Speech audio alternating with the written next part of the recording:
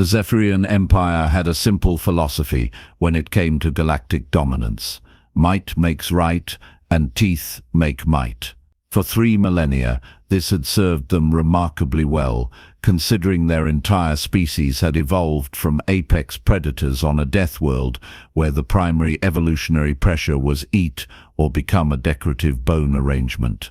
Their latest champion of this delightfully straightforward worldview was Kextar Vorthak, a creature so magnificently terrifying that his business cards simply read, "Yes, I am going to kill you," in 17 different galactic languages. Standing nearly 3 meters tall on legs that could crush a hover tank, Kextar possessed all the subtle charm of a natural disaster with anger management issues. His exoskeleton bore the characteristic midnight black coloration of his kind, decorated with ritual scarification that told the story of every civilization he'd personally helped extinct. 6 arms meant 6 different ways to ruin your day, each ending in claws that could carve through battle armor like a hot knife through particularly unlucky butter. But it was his eyes that truly sold the apex predator aesthetic, compound orbs that could track a fly's wings while simultaneously calculating the structural weak points of your ribcage. The galactic community had spent considerable effort categorizing species into neat little boxes: predator, prey, and economically useful. Humans, bless their soft little hearts, had been filed firmly under prey, with a subcategory of probably tasty if prepared correctly. This classification system had worked splendidly for everyone involved, particularly the predator species who appreciated having their dinner pre-labeled for convenience. What made Kextar particularly special in this grand cosmic food chain was his perfect record. In 400 standard years of professional violence, he had never once shown weakness, never surrendered, and certainly never knelt to anyone. The closest he'd come to submission was that time he'd crouched down to better examine the interesting way a Rigelian ambassador's spine had pretzel-twisted after their diplomatic negotiation. His trophy collection spanned 3 separate star systems and included such charming conversation pieces as the crown of the Altarian Empire previous owner, extremely dead, the battle standards of the Centauri Federation, acquired through aggressive redecorating, and the crystallized heart of the last ethereal of Proxima B, a particularly challenging hunt, given that ethereals were technically energy beings. Kextar had gotten creative with containment fields. But beyond the impressive murder memorabilia, Kextar's true weapon was psychological warfare. His reputation preceded him like a tsunami of existential dread. Entire battle fleets had surrendered upon merely detecting his ship's approach. Planetary governors had been known to abdicate and flee to distant galaxies after hearing rumors he'd accepted a contract in their general vicinity. Children across a dozen worlds were tucked into bed with stories about the monster who ate brave little prey species for breakfast, lunch, and dinner. The irony, of course, was that Kextar rarely needed to actually fight anymore. His presence was enough. 3 centuries of systematic violence had created a galaxy where his name was synonymous with inevitable death, preferably viewed from a considerable distance while making funeral arrangements, which made it all the more amusing when the Galactic Trade Consortium approached him with what they considered a routine extermination request. Dr. Elena Vasquez had become something of a problem for the finely tuned machine of galactic commerce.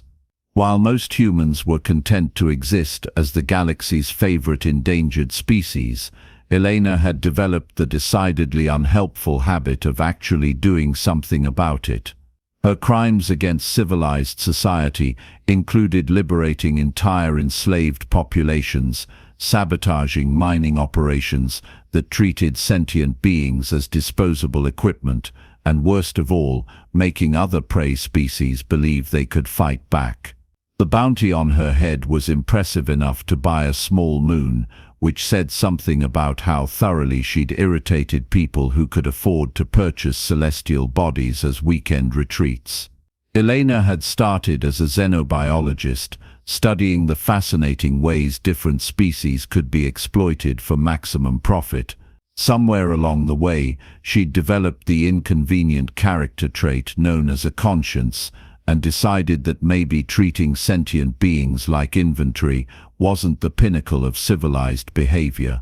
Her transformation from scientist to revolutionary had been marked by a trail of liberated slave camps, destroyed mining facilities, and a growing network of prey species who'd begun to suspect that predator and prey might be more of a political distinction than a biological inevitability.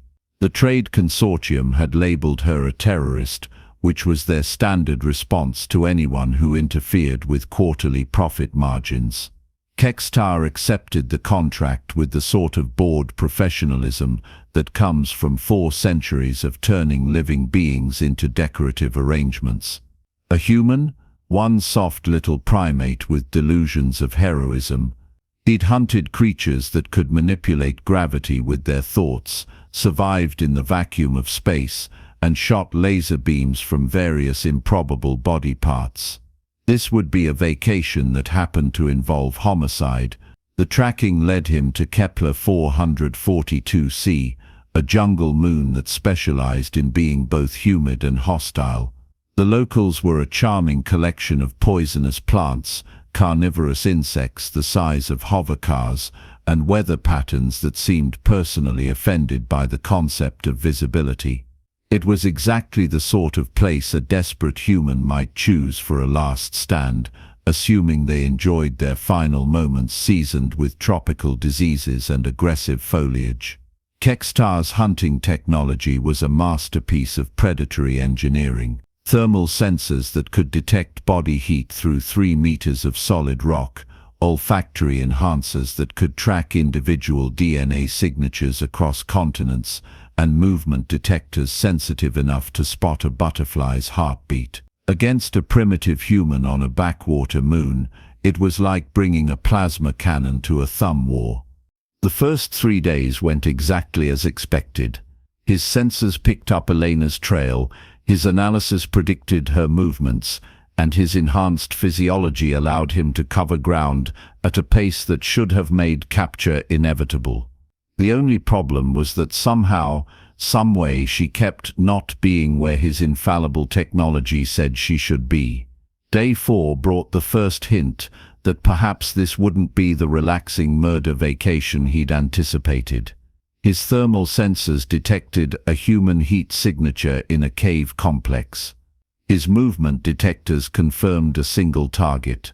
His olfactory enhancers verified human DNA. Kextar moved in for what should have been a textbook kill, only to discover he'd been hunting a collection of warm rocks arranged around a bundle of hair and skin cells that Elena had apparently left as a calling card. By day 7, Kextar was experiencing an emotion he'd almost forgotten existed: frustration. Every trap he set was avoided, every ambush was anticipated, and somehow a soft little human was making him look like an amateur. Worse, he was beginning to suspect that Elena wasn't just evading him, she was studying him. The realization hit him like a meteor to the ego when he found his own equipment turned against him. Sensors he'd placed to monitor movement had been rewired to broadcast false signals. Trail markers he'd left had been relocated to create misleading patterns. Most humiliatingly, someone had used his own thermal imaging network to spell out "having fun yet" across a clearing in letters visible only to his enhanced sensors. Day 10 marked the beginning of what historians would later term the role reversal. Kextar woke from his meditation cycle to find that his camp's perimeter defenses had been disabled and rearranged into a surprisingly artistic sculpture. His weapons hadn't been stolen.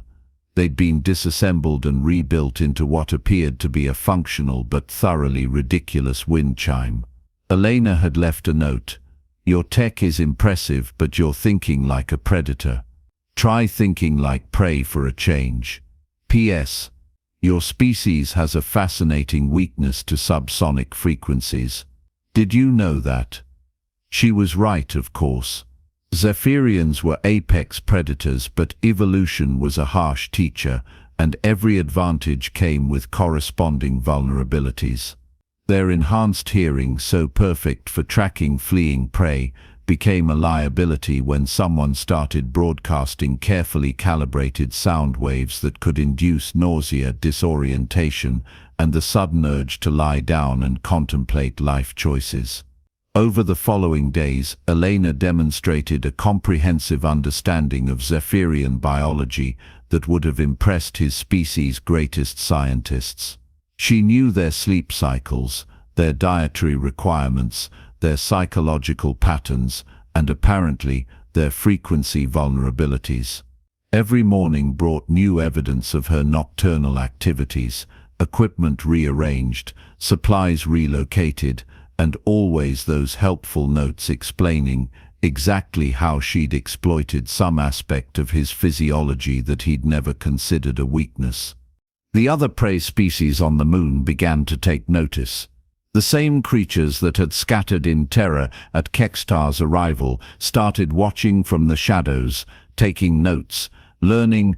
Elena wasn't just evading the galaxy's greatest hunter, she was teaching an entire ecosystem how to turn the food chain upside down. Day 15 brought the first direct confrontation. Elena emerged from the jungle with the sort of confidence that suggested she'd been waiting for him to catch up. She was smaller than his data files had indicated, barely reaching his lowest shoulder, with the kind of unremarkable appearance that most predator species dismissed as not worth the hunting effort. But her eyes held something that Kextar hadn't seen directed at him in 4 centuries, complete lack of fear. "You're disappointed," she said, settling onto a fallen log with the casual ease of someone conducting a research interview rather than facing galactic death incarnate. 400 years of hunt-kill trophy, and now you're stuck chasing one clever monkey through a jungle. It's probably not how you imagined spending your legendary career. Kextar's response was a plasma bolt that should have reduced her to component atoms. Elena was no longer where the plasma bolt had expected to find her. She'd moved with the sort of timing that suggested she'd been anticipating his attack pattern for quite some time. "Reflexes are good," she continued from her new position behind a conveniently placed boulder, "but predictable. Your species attacks with the dominant right side appendage first, followed by mid-level left, then high right. It's an optimal pattern for hunting most prey, but not so effective when your target knows what's coming." What followed was less a fight and more an educational demonstration in applied xenobiology. Elena had spent weeks studying not just Zephyrian anatomy, but Zephyrian psychology. She knew that predators relied on intimidation, overwhelming force, and the assumption that prey would panic and make mistakes. So she did the opposite. Every move Kextar made was anticipated, countered, or simply avoided with the sort of efficiency that suggested Elena had been practicing against imaginary Zephyrians for quite some time. When he relied on brute strength, she used leverage. When he used technology, she exploited its limitations. When he tried to intimidate her with displays of violence, she responded with scientific curiosity about his technique. "Your exoskeleton has 17 structural weak points," she mentioned conversationally while dodging another plasma blast. Most predator species never needed to worry about targeted attacks, so evolution didn't bother reinforcing them. Fascinating adaptation, really. The battle moved through the abandoned mining facility that Elena had chosen for their final confrontation. Every level, every room, every corridor had been prepared with the sort of obsessive detail that would have impressed a military strategist. Gravity fields redirected his attacks, holographic projectors created false targets, and the entire facility had been turned into a three-dimensional puzzle box designed to exploit every advantage a human could claim over a Zephyrian. But the real trap wasn't technological, it was psychological. Elena had studied Kextar's combat recordings, analyzed his hunting patterns, and identified the one weakness that 4 centuries of victory had created: arrogance. He couldn't conceive of losing to prey, which meant he couldn't adapt when his standard tactics failed. The end came not with violence, but with revelation. Kextar found himself cornered in the facility's central chamber, weapons depleted, armor damaged, and facing a human who had systematically dismantled every advantage that had made him the galaxy's most feared predator. For the first time in 400 years, he was prey. "You could kill me now," Elena said, though they both knew his remaining weapons wouldn't function in the chamber's electromagnetic field. "It's what predators do. But let me ask you something. In 400 years of hunting, have you ever once shown mercy?" The question hit harder than any plasma bolt. Mercy was not a predator concept. Mercy was weakness. Mercy was what prey begged for in their final moments before becoming trophy arrangements. "I didn't think so," Elena continued. "So here's what's going to happen. You're going to leave this moon, return to your ship, and disappear. Not because I'm forcing you to, but because for the first time in your life, someone is giving you the choice." The mighty Kextar, terror of a dozen star systems, collector of civilizations, fell to his knees. It wasn't defeat that broke him. He'd been prepared for the possibility of death since his first hunt. It was the realization that Elena had possessed the power to kill him for days, maybe weeks, and had chosen not to. She'd turned their entire confrontation into a lesson rather than a battle, and the lesson was simple. Strength wasn't about who could kill whom. Strength was about who chose not to. Why? The word escaped his vocal cords like a prayer. Elena smiled, and for the first time, Kextar saw something in her expression that no prey species had ever shown him: pity. Because someone has to break the cycle. Because predator and prey are choices, not biology. And because maybe it's time the galaxy learned that the most dangerous hunters are the ones who choose their targets carefully. As Kextar's ship lifted off from Kepler 442c, word of his encounter spread through the galactic communication networks with the speed of really interesting gossip. The greatest predator in known space had knelt before a human, not in defeat, but in something far more dangerous to the established order: respect. The ripple effects were immediate and profound. Prey species across the galaxy began to whisper about the human who had taught a predator about mercy.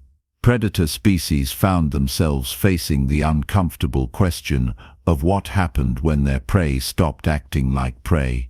The Trade Consortium discovered that their finely tuned economic model of exploitation had developed some unexpected variables. Elena Vasquez became something new in the galactic taxonomy: not predator, not prey, but teacher. And her first lesson had been simple, elegant, and absolutely terrifying to anyone whose power depended on others accepting their assigned role in the food chain. The galaxy had learned to fear a different kind of predator, one who hunted assumptions, stalked certainties, and collected trophies made of changed minds rather than broken bodies. And in the end, that turned out to be the most human thing of all, taking a perfectly functional system of oppression and politely suggesting that maybe, just maybe, there might be a better way to organize a civilization. Kextar never hunted again. Some said he'd become a philosopher. Others claimed he'd started a school for prey species, teaching them the weaknesses of their predators.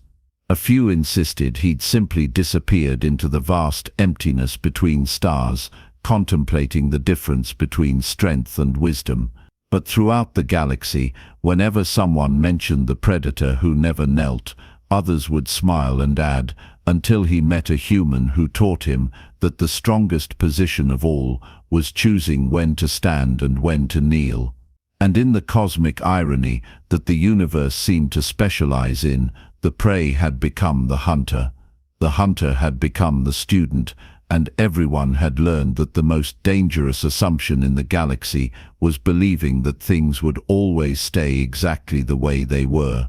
After all, humans had always been remarkably good at breaking things, including, apparently, the entire concept of an unchangeable natural order. Who could have predicted that their greatest weapon wouldn't be technology or strength, but the simple revolutionary idea that maybe everyone deserved a choice? Certainly not the Galactic Trade Consortium.